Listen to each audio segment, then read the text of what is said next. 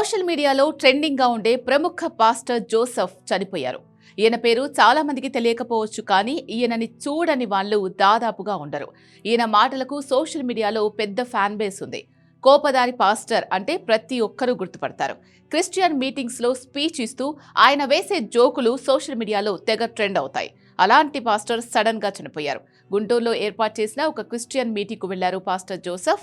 అక్కడ స్టేజ్ మీద స్పీచ్ ఇస్తున్న సమయంలో ఒక్కసారిగా ఆయనకు గుండెపోటు వచ్చింది. దీంతో స్టేజ్ మీద కుప్పకూలిపోయారు.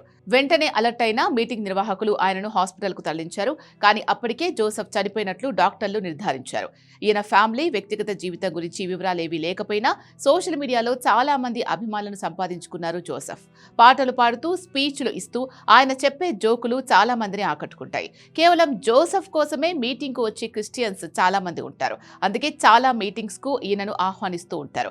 ఎక్కడ మీటింగ్ పెట్టినా సొంత ఖర్చులతో అక్కడికి వెళ్లి క్రీస్తు గురించి ప్రచారం చేసేవారు జోసెఫ్.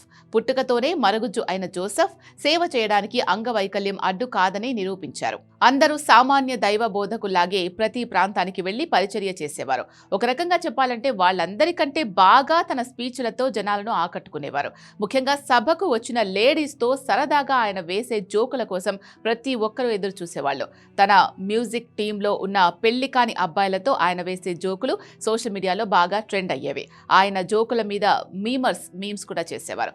ఆ మీమ్స్ ద్వారానే జోసెఫ్ బాగా పాపులర్ అయ్యారు. తన జీవితంలో ఎక్కువ భాగం దైవ సేవకే గడిపిన జోసెఫ్ చివరికి దేవుడి స్పీచ్ ఇస్తూనే ఇలా ప్రాణాలు కోల్పోయారు. ఆయన ఆత్మకు శాంతి కలగాలని ఆయన అభిమానులంతా సోషల్ మీడియాలో పోస్టులు పెడుతున్నారు.